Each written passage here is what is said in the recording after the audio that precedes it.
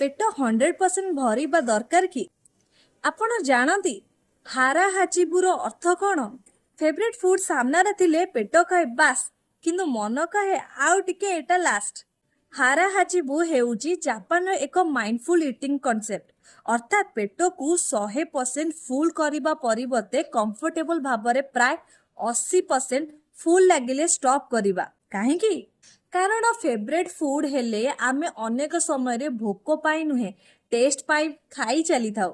तेणु खाइबा बेले टिके स्लो हुअंतु आ पचारंतु मते सतरे भोक लागुची ना केवल टेस्ट लागुची।